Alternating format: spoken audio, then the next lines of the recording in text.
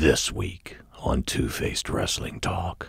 The G1 blocks are out, and the obvious question is, where's Suzuki? We will discuss the blocks, the show in Dallas, and the great promo cut by Suzuki. We discuss WWE and some alarming attendance numbers for the company, and we will look ahead to Stomping Grounds. Best in the World is next week, and we'll talk about the build to the ROH show in Baltimore. Plus, we'll talk about the debut of Punishment Martinez, now Damien Priest, on NXT, and we'll talk a little AEW as well, next. WrestlingInc.com brings you Two-Faced Wrestling Talk, the podcast that goes beyond WWE and goes in depth on NJPW, AEW, ROH, PWG, and more. Also featuring fun pop culture and wrestling crossovers, listener Q&As, and extended discussions about wrestling topics past, present, and future. Now, here's your host, Kelsi. Hi, and welcome to Two-Faced Wrestling Talk. I'm joined, as I am every week, by my co-host, Paul. Hello, Paul. Hello, Kelsi. What's up? Not much. Just back from covering the NBA draft. How much do we love you guys? We're doing the podcast at 2 in the morning after I just got done covering the NBA draft and Zion Mania coming to New Orleans. Everybody's excited except Kelsi. She is a lone New Orleanian who is not excited about Zion Mania. I don't like the Saints either. No. Oh. I'm sure I'll get heat for that, whatever. Yeah, Uncle Dean and Uncle Kevin are not going to be happy about that. No, it won't be. That's why I keep it a hush-hush secret for the most part. You know what's not a secret is our social media. Why don't you tell everybody where to find us? Okay, you can find us at Two-Faced-Pod, TWOFACEDPOD. Also, why don't you send us your feedback? That'd be cool. You could send us your feedback to our Gmail account. Same name as the Twitter, twofacedpod@gmail.com. And you can find you with some other stuff at Super Kickin' It. Yep, I'm pretty active on Twitter at Super Kickin' It, as you just mentioned, SUPERKICKINGIT. And I am at pboron88. And you can check out Zion Mania, as I just posted a feature story from last night's draft at the Pelicans facility. So if you like basketball or soccer or any of the 18 other things I cover, feel free to check me out on Twitter. So it's late. It's hard to get going. But if you need to get going, you need Blue Chews. Oh, jeez. Yeah. BlueChew.com. Use the promo code Kelsi. That's my name. KELSI. You'd be actually helping us out, but you'd be helping out yourself too, and pleasing your special lady. So I think it's a win-win in all accounts, really. Just go to BlueChew.com. I agree. It's a win-win for everybody. Yeah, I suppose. And that's not the only exciting news we have this week. Well, exciting. Oh, yes. Gosh, jeez. Oh, man. Yeah, whatever. That plug's already done. We're going to the next thing. Okay. So, we actually got a new sponsor, and I'm actually so very proud to be associated with Wrestling Travel. Go to WrestlingTravel.org, and actually they've got all these great packages, these travel packages for fans. And this is a company started by wrestling fans for wrestling fans. They're travel certified, so they're an actual travel company. They're legit, but I like how they also are fans of wrestling so that they can really relate to the people buying the packages. They've got a friendly staff willing to help. Just contact them, and they will be happy to talk to you if you have any questions, if you need help. But also you can go to WrestlingTravel.org. And again, they've got some great packages. They've got one to All Out, New Japan Pro Wrestling Wrestle Kingdom, WrestleMania 36, as well as Royal Rumble, and more. Just again, go to the website to check out all the packages. And they have USA packages and UK travel packages for no matter where you live. Yep, so we are super excited and super proud to have them on board. And we are looking forward to a hopefully long partnership with them. That's about all I got to say about that. So why don't we get into our opinions on the latest wrestling shows, news, and developments. It's time for headlines.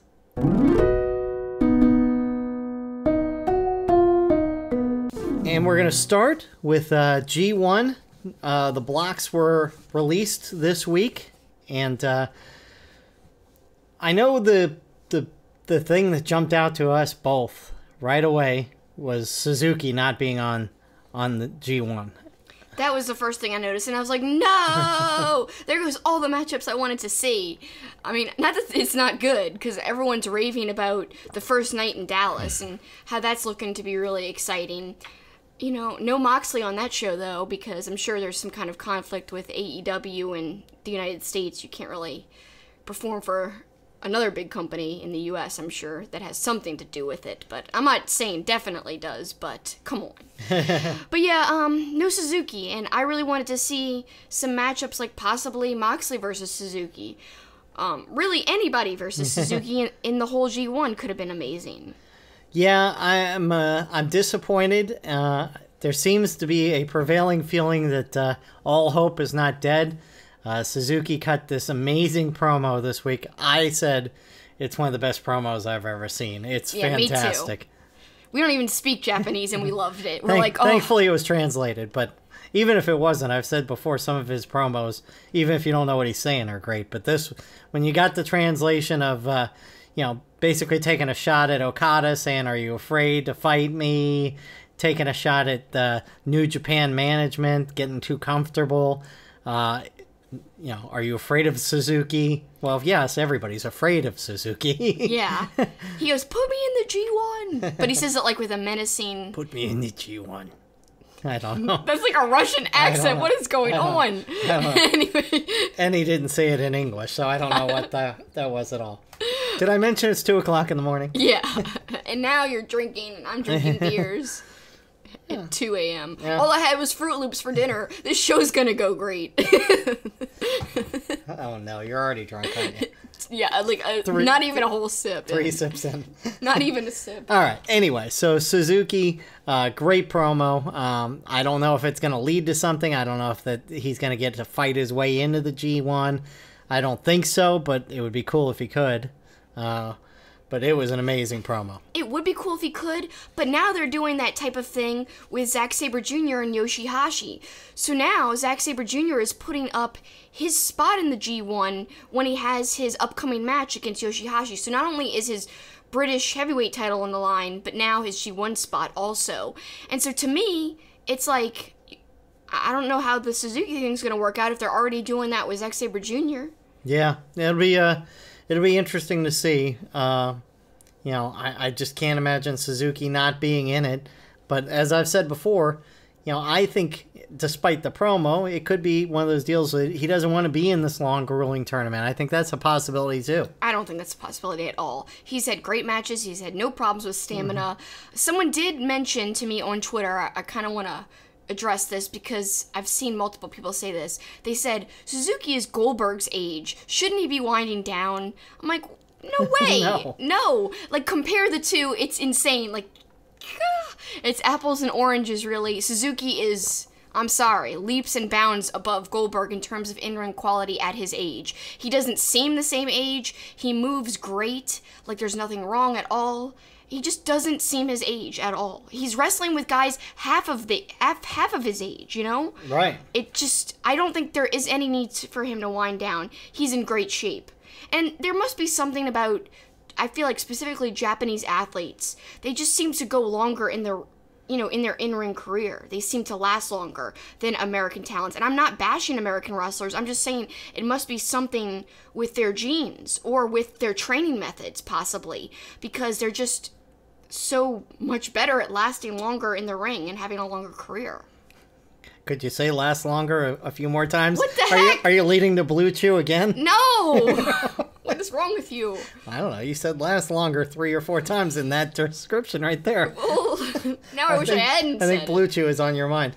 I made a special video promo for them with a chalkboard. If you're watching on YouTube, you'll see it. It's really, I'm proud of it. Yeah, you did good. It's well done. Let's talk about the show in Dallas. For some reason, you aren't all that excited. I'm looking at these matchups and looking at who we're going to see, and I think this is a fantastic show. Great, you outed me about not being excited. What's wrong with you? I don't know what's wrong. Okada and Tanahashi, I think that'll be great. Kota Ibushi versus Kenta, I'm super pumped for. Will Ospreay, Lance Archer. We saw that match in the New Japan Cup, I think. And it was great. And it was fantastic. But how much more can they do in their second matchup? Evil and Sonata are both in the A block as singles, which I think is interesting. I can't wait to see that match. They've faced each other before, but it's really going to be interesting. The tension there. I like it. But first, Evil's going against our guy, Bad Luck Fale, and Sonata is going against Zack Sabre Jr. Those are the A block matches in Dallas. Bad Luck Fale, you know what I'm going to say? What the hell do you guys want? That's what he said to us when he guest appeared on our live post G1 Supercard podcast. He was awesome. In case you haven't seen the B block, it has Juice Robinson, Shingo, Ishii, Cobb. By the way, Ishii versus Cobb will be great. Can't wait for that. Yano versus Naito, Goto versus White, and Moxley versus Taichi on their opening night, which is a week later than the A block in Dallas. So I can't wait to see Taichi lose. Ha ha! Yeah. Excited about the G1. A lot of wrestling on tap for us again, as we always joke about. Really is a lot with 10 guys in each block. I want to address how you said I wasn't that excited about it. It's just that we've seen Okada Tanahashi like a billion times. Okay. I mean, nothing's gonna make it. And because of that, the whole show is not good? No, and like, of course, I can't wait to see Kenta, but it has to be against Ibushi. Yes. Someone who I'm not excited about at all. I would have liked, actually, if it was the other block. Because Ishii, Cobb, oh man. Obviously Moxley. Yeah. Jay White, Naito, like, I love Tanahashi, and I love Okada. Really, I love Okada way more. But, you know, I don't know. Of course, I'm really excited about seeing Ospreay, but I'm just more pumped up about the other block. Zack Sabre Jr. might not even be in this. If it's Yoshihashi, like, your mind is going to explode as an audience member. To me, that, like, it will bust the bracket. Well, but I could see that happening. Yeah, I could see it happening too, especially because Zack Sabre and Suzuki go do their own thing. I could definitely see it happening because they want to give Yoshihashi a shine and, you know, push him. I don't like it, though. I mean, I have come to really actually enjoy Yoshihashi. A lot of my friends call him, like, you know, Yoshi Trashy and all this other stuff. And I hadn't heard that, but I like that. Yeah, they don't like him. They think he's horrible and all this. But you know what? I don't think he's that bad. However, should he be replacing Zack Sabre Jr. in the G1? Heck no, man. I'd rather see Zack Sabre Jr. all the way, 100%. There's so many matchups. Like, I want to see Ospreay versus Zack Sabre Jr. Yeah.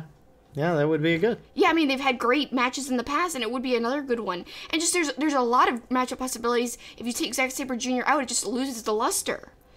Oh, whatevs. We'll see what happens. Yoshi Sleepy. That's what I'm going to call him. Yoshi Sleepy. Yeah, that's what we call him. You stole my line about him. But anyways, that is the news on G1, and we're not that far away from it all kicking off in Dallas on July 6th, and we will be there and give you our reactions after the show. Let's move on now. WWE, and we're going to talk a little bit about Raw. Do we have to? SmackDown a little bit. Here's one of the things to me. You know, when we talk about the negatives of Raw, they kick off with a 5-way match, and they have some of their best talent in that match. It was Cesaro, Ricochet, Strowman, Miz, and Lashley. And the whole match lasted like 12 minutes, and nobody really did that much. Ricochet ends up winning it, so he's going to get a U.S. title shot against Samoa Joe, which should be amazing at Stomping Grounds. That match should be good if they are allotted a decent amount of time, but who knows, man? It's WWE. Yeah. And you know what? I was just complaining about New Japan Pro Wrestling, so it's like, I'm being fair in my complaints today. I'm just grumpy today. Please excuse me, guys. I'm sorry. Because it's 2 a.m, and I woke her from a nap to do the podcast. Yeah. I'm not a fan of this wild card rule. I think I've talked about it. Yeah. Our friend from Wrestling Ain't Raj Gary said that it's gotten ridiculous. He thought he counted, I think, 7 people from SmackDown on Raw when it's only supposed to be 3. Raj is right. They've given up on counting. Just eliminate the brand split if you're going to do it this way. It's lame to eliminate the brand split. I love the idea of the brand split in the beginning. You give talents, you know, extra time to shine who normally wouldn't have the time if they were all on the same roster. But what they've done is they devolved it so much that it is like it's basically like there's not a brand split at all. No, it's. And so the same guys are getting the shine and the spotlight over and over again, unfortunately. And the lower card people, or even mid-carders, or even some upper carders, they're not getting a chance to shine. Let's talk about Nakamura. Hasn't been around in forever. Yeah. Where is he? What is he doing? Yeah, there's plenty of those guys. And then, even the guys, like Seth Rollins and Daniel Bryan. Was a decent match at the end of Raw, but way too short. Those are two of your best talents. We saw Xavier Woods wrestling singles at the beginning of SmackDown, and you forget how good Xavier Woods is as a singles wrestler. He's really good, but he's obviously in the New Day gimmick and doesn't get to do as much. And so, things like that are a little frustrating to me. And then, and the thing with Shane McMahon that I've said week after week. I'm so over Shane. That's why I loved Miz's promo this week, where he called out that the fans are tired of seeing Shane McMahon on TV. Yeah. He's like, what was the line he used? You're like a kid in Little League who gets to start every game because your dad's the coach. That's funny. And that's a great line. I thought it was a great line. What's funny is we're talking about Shane, and he's been saying he's the best in the world and all this stuff. In a little while, we're going to be talking about Ring of Honor, Best in the World. I think my friend Anthony or somebody else online, I can't remember if it was Anthony or someone else, basically made a Photoshop edit of the Best in the World poster with all Shane McMahon, like, faces everywhere on everybody. I think that's pretty funny. I will say there was one cool moment with Shane and Roman Reigns. The Roman Reigns leap over the barricade to take out Shane on Raw was pretty cool, but again, enough of Shane. Yeah, I mean, you've got wrestlers that are being left off the show. Yeah. And Shane is being highlighted multiple times a week. It's ridiculous. Firefly Funhouse, probably the darkest one yet. It's the best thing on WWE TV. The best thing. A lot of great subliminal stuff in that one. Yeah. I liked it. I liked it a lot. I like them all. Yeah. I've liked every one of them. Yep. Doesn't matter if it's dark, light, like the one where he was working out. That one was light. But I like them all. It's funny. WWE can wear out a premise. We've seen them do that. This one, I don't find myself getting tired of it at all. I think they could run it for a long time. I'm really worried that they'll be like, oh, okay, now we're just going to have him in person and like not play these video packages anymore. If the video packages go away, I'm bummed. I want to see these continue for a long, long time, like you said. Yeah.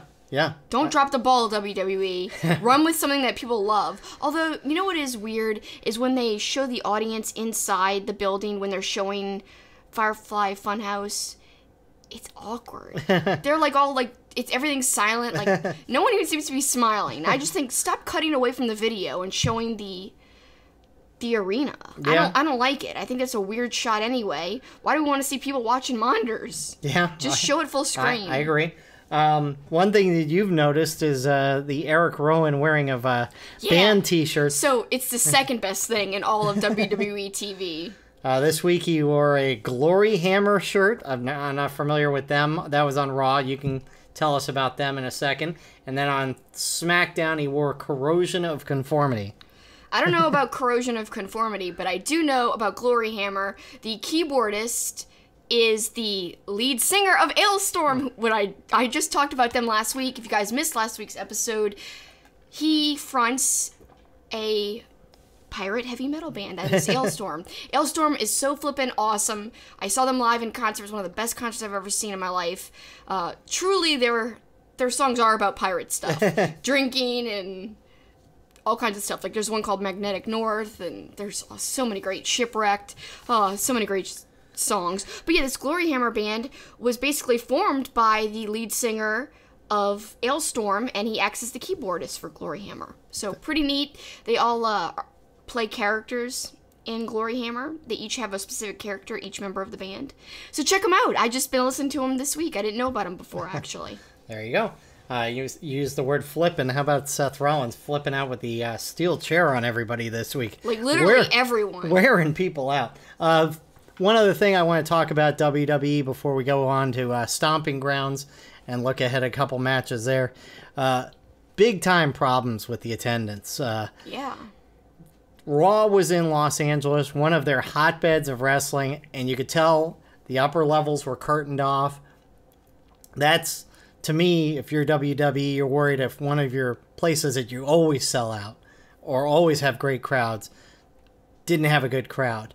I saw that the attendance was released for the Super Showdown in Saudi Arabia.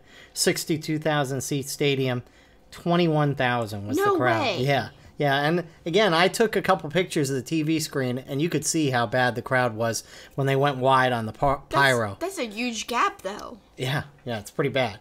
And then this pay-per-view this week, Stomping Grounds, WWE is offering 2-for-1 tickets because they're trying to sell it. I went on the Ticketmaster just to see how they're selling tickets. The Tacoma Dome holds 23,000 people. It looks like they're selling seats for about 5,000. They've got it all contained to one side of the arena now. They're trying to sell 2-for-1. They're not selling anything on the second level, it doesn't look like. So they are struggling to put people in the seats for this pay-per-view. And it's going to be interesting if they end up just letting people in for free just to fill the seats so it doesn't look terrible on TV. That's quite surprising. As you mentioned, like Ricochet versus Samoa Joe, that's a good match. There are some good matchups. Yeah. I mean, here and there. I don't care about Seth Rollins and Baron Corbin, but other than that, there's some interesting things. Yeah, I mean, I'm really looking forward to Big E. I can't even speak. It is 2 a.m. Big E and Xavier Woods versus Kevin Owens and Sami Zayn. I'm really looking forward to that, and some other stuff too. Yeah, I'm looking forward to that. I think the Cruiserweight Championship match ought to be decent. Bayley versus Alexa Bliss, I think, could be pretty good. Bayley, I thought, cut a really good promo on SmackDown when she was on Moment of Bliss on Tuesday night. I think the steel cage match between Kofi and Dolph will be pretty darn good. And, I already said Joe versus Ricochet. Yeah. I think that could be a great match, but only if they get the amount of time they deserve, which is a lot. I do think that really could be the match of the show. We'll see. And then, of course, you got Becky Lynch versus Lacey Evans continuing their rivalry. Yawn. Whatever, sorry. I'm so grumpy. I apologize. I'm going to get tons of thumbs down, people commenting, "You're such a hipster."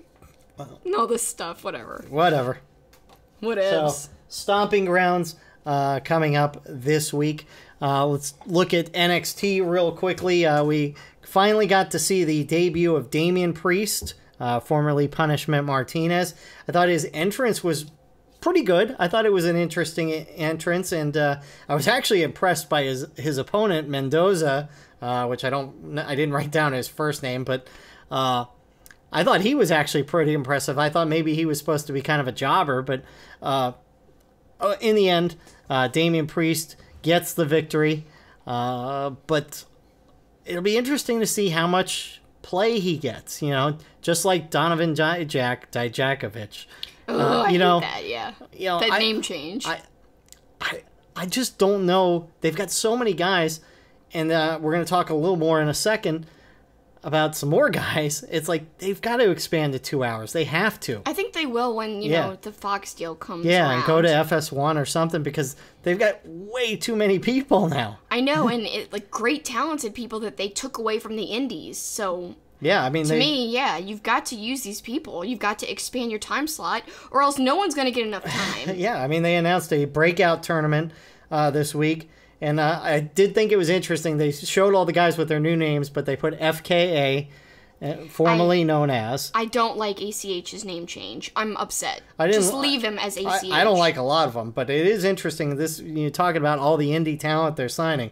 Shane Strickland, Trevor Lee, ACH, Sam Shaw, DJZ, and Jonah Rock. We didn't even know Jonah Rock wasn't wrestling in PWG still, so that sucks. So they're going to have to expand the TV show a little bit if they're going to have all this talent. And I did like that they announced Shayna Baszler, Io Shirai, first ever steel cage match next week, so that'll be interesting. But back to Damien Priest. We loved him in Ring of Honor. You got a chance to interview him in Ring of Honor.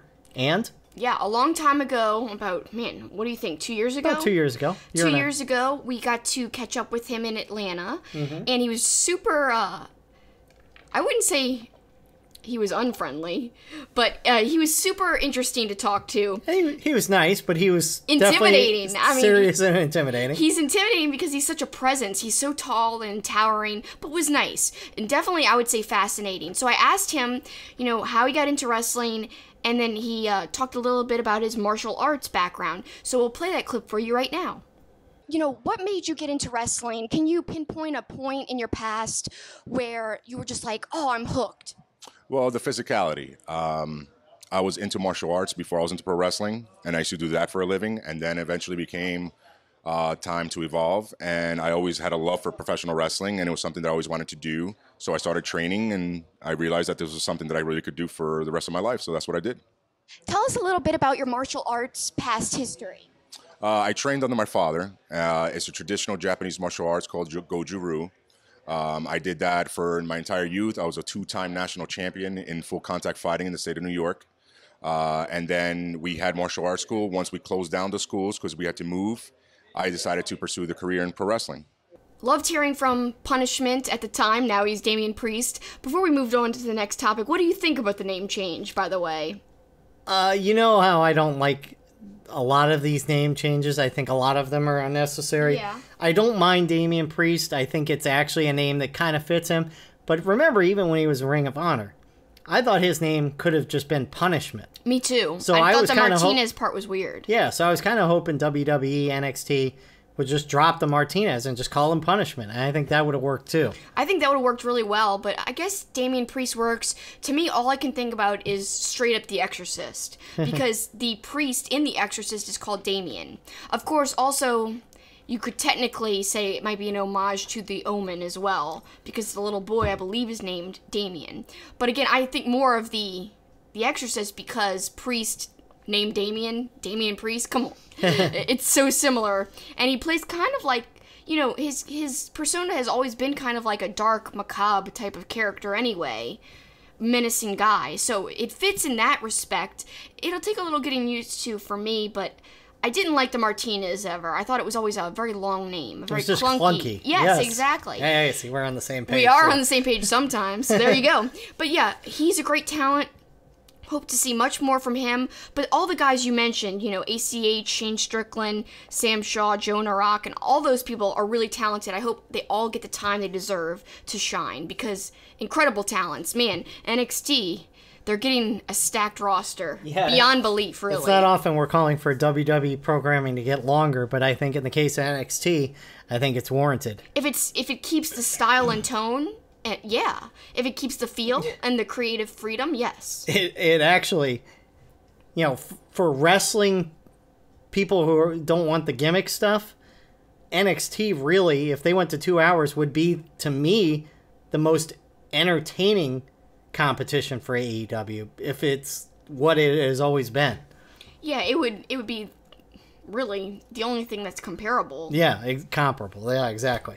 So whatever, comparable. Yeah. Or, it's 2 a.m. But let's...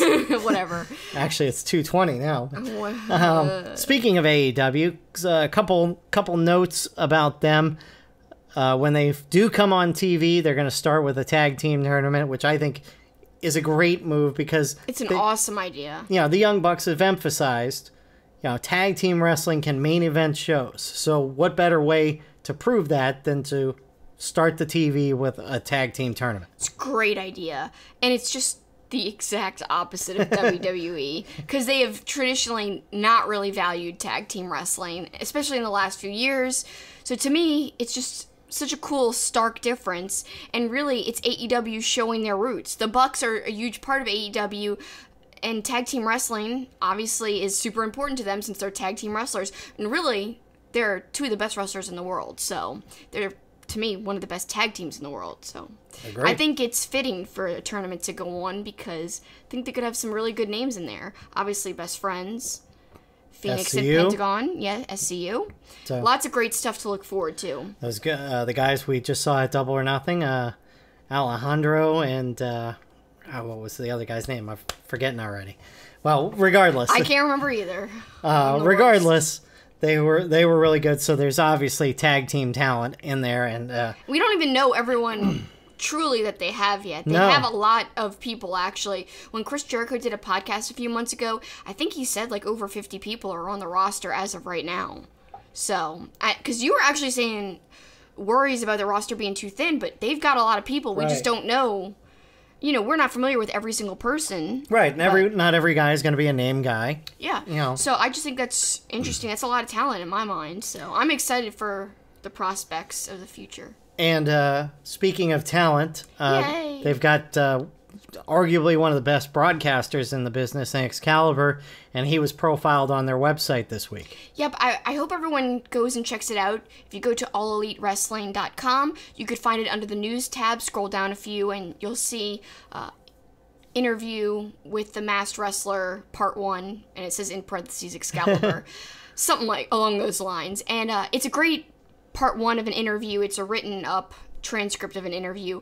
I like it a lot, and I think it gives you a lot of background information on Excalibur, because a lot of people don't know about Excalibur. He didn't just pop up and join AEW. He's been around for a very long time. He's got a great history in PWG, which means his path has crossed with the Bucks many a times. And to me, AEW is so similar to PWG, and I think that's on purpose, because if you're a longtime PWG lover, you'll just see a lot of familiar names that are now in AEW, including Rick Knox, a great referee. So to me, there's a lot of similarities there, but that's a good thing. And I think Excalibur is the best example of that, honestly. He is one of my favorite broadcasters ever. So well spoken, fun too. Actually, he had a lot of great interactions with Chucky T. A lot of people don't know, but Chucky T, if you didn't watch PWG, he did a lot of commentary for PWG with Excalibur. They were a great team together. Yeah, Chucky T got so absurd sometimes though, but that's what made it great. Remember the time during the Monstars match, they just kept talking about Space Jam for so long. It was like a 20-minute convo on commentary about Space Jam, which was fine with me, but it was more basketball, like true basketball oriented, versus like the movie part. It was more about the basketball. Speaking of basketball, Excalibur always, when somebody gets tossed, he says the guy got Bradley Beal, who was a all-star forward for the Washington Wizards, and I'd love to know, if we ever get a chance to interview Excalibur, that's going to be one of my first questions, is he a Washington Wizards fan? Is he a Bradley Beal fan? How did he come up with that name? I thought we heard it other places before too, though. Other people saying it. Yeah, I don't know if he got it from somebody else, because I did hear another announcer use it. Yeah.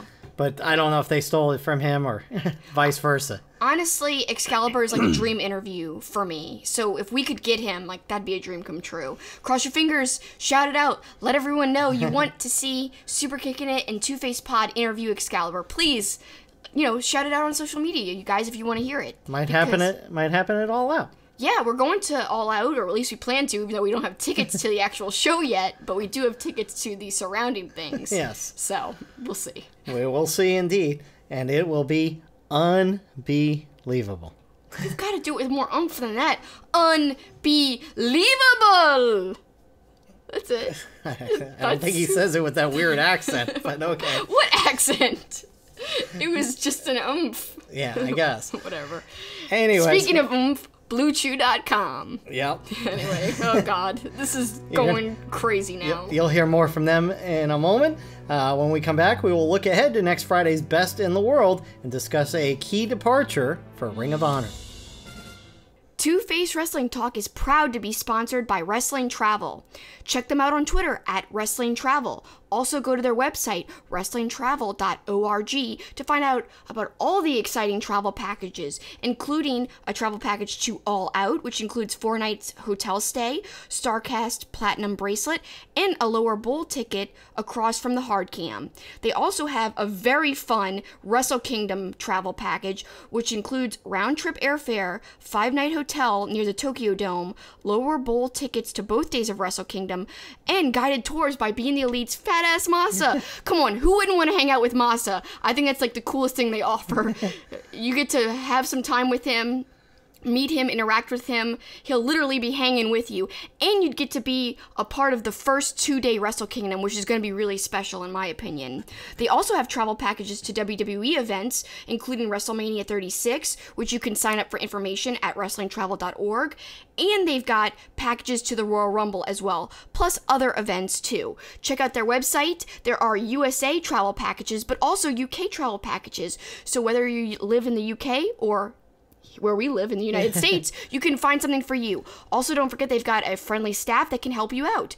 DM them on Twitter or contact them through their website. Thanks, Wrestling Travel. Hey guys, want to increase your performance and get that extra confidence? Listen up. BlueChew.com. That's blue, like the color blue, BLUE. Blue Chew brings you the first chewable with the same FDA-approved active ingredients as Viagra and Cialis, so you know they work. You can take them anytime, day or night, even on a full stomach. And since they're chewable, they work up to twice as fast as a pill. So you can be ready whenever the opportunity arises. Blue Chew is prescribed online and shipped straight to your door in a discreet package. So no in-person doctor's visit, no waiting in the pharmacy, and best of all, no awkwardness except for this right here. Yeah, I know. This is pretty awkward. Whatever. Go ahead. They're made in the USA, and since Blue Chew prepares and ships direct, they're cheaper than a pharmacy. Right now, we've got a special deal for you guys. Visit BlueChew.com. Again, that's BlueChew.com. Get your first shipment free when you use our promo code, Kelsi. That's my name. Kelsi. That's how it's spelled. All you have to do is pay $5 shipping. Again, that's BlueChew.com. Promo code KELSI to try it free. Blue Chew is the better, cheaper, faster choice, and gosh, it means so much to us that they're sponsoring the podcast. So please your lady and please us by going to BlueChew.com. Our Two-Faced Wrestling Talk logo was inspired by Two-Face, the Batman animated series character, and his coin. The logo was designed by the talented and creative artist Eric Hudson.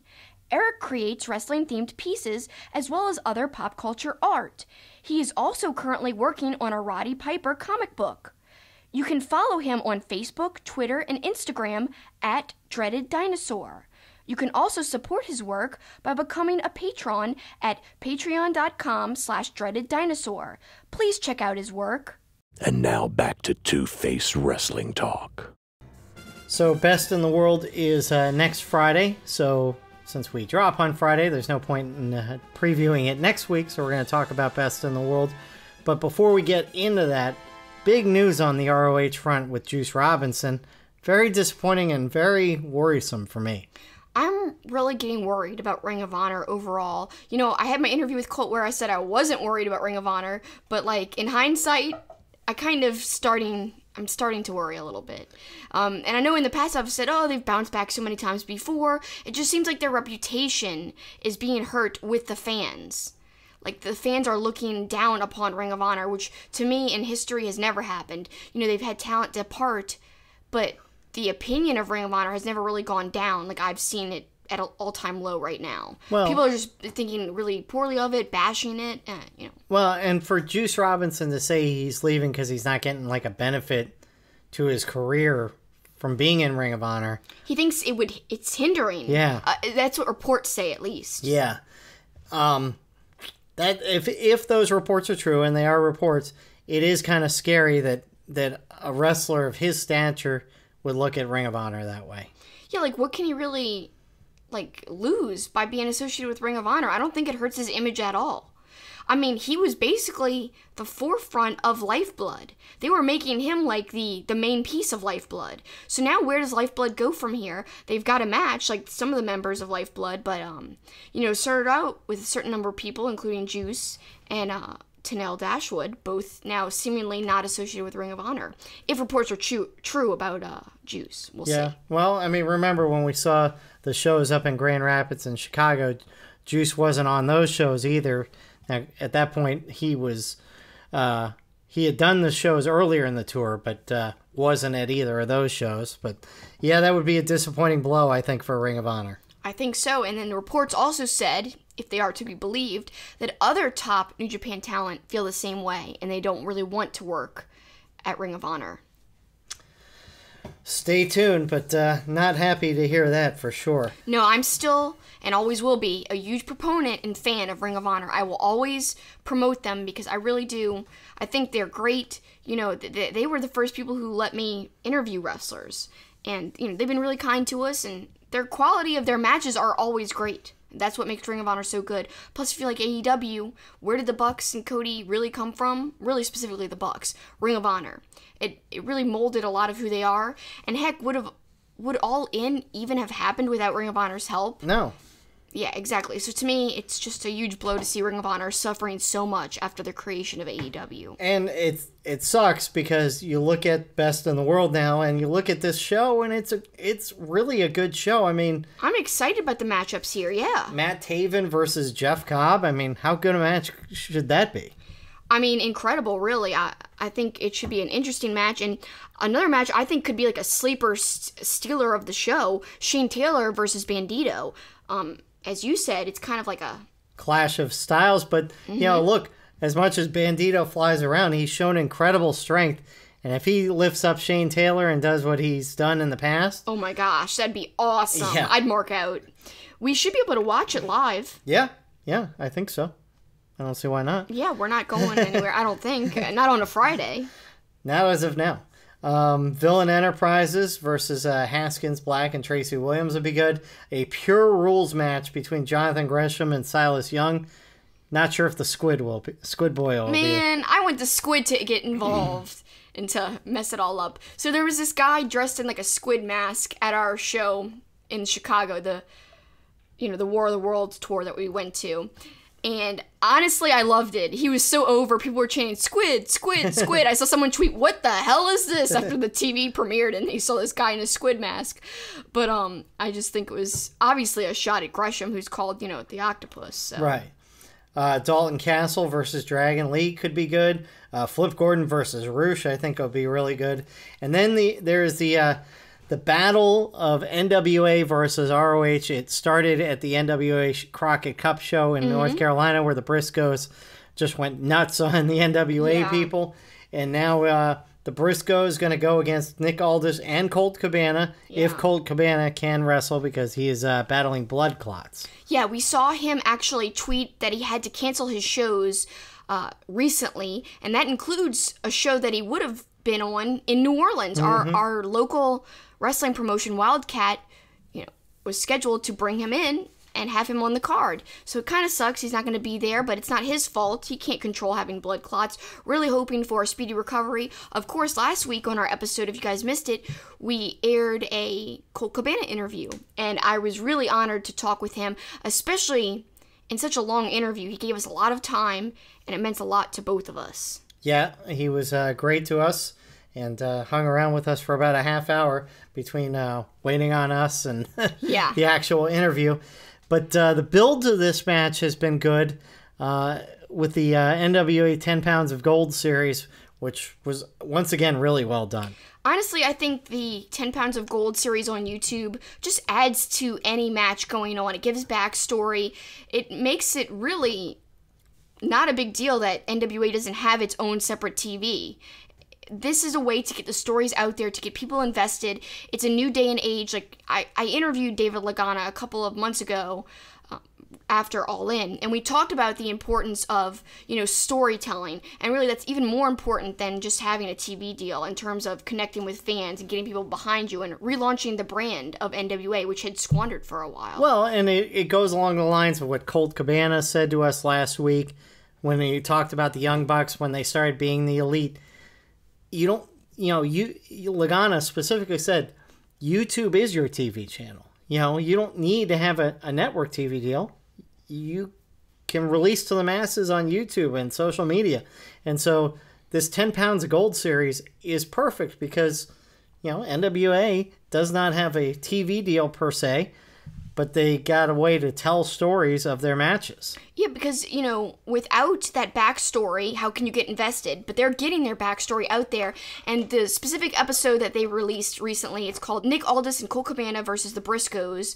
It's the 10 Pounds of Gold episode 55. And I think it's really well done. It gives you a great summary of the feud and how this match came to be. I'm actually really excited and really hope it still happens. Would love to see Colt Cabana work with Nick Aldis. I think it'd be a strange team, but an interesting and fun to watch team nonetheless. And the Briscoes, I've made my feelings very clear that they're really one of my favorite tag teams ever. And as of 2:40 in the morning, we looked up to see if Colt Cabana had said one way or the other whether he's going to be in this, and no word yet. And I'd be interested to see, if he can't be in it, who would take his place. That would be interesting from the NWA side, who would take his place. It would be interesting, and I literally don't have any ideas of what could happen if he couldn't be in it. Guess we'll find out together. Yeah, next Friday night, Best in the World from Baltimore. Should be a great show, and looking forward to hearing Ian Riccaboni, and I'm guessing Caprice will be on if Colt is wrestling, or if he's not because of these blood clot issues, I guess it'll be Ian and Caprice.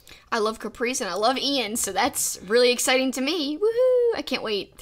I'm going to be tweeting, hopefully live, so that way I could hear the Nickelodeon references as they happen in real time. Because Ian's just so classic with his references. He'll mention 90s Nickelodeon, he'll mention, hip-hop and random stuff. He's the greatest. Yep, something else Colt Cabana brought up with us last week on that interview, and he's...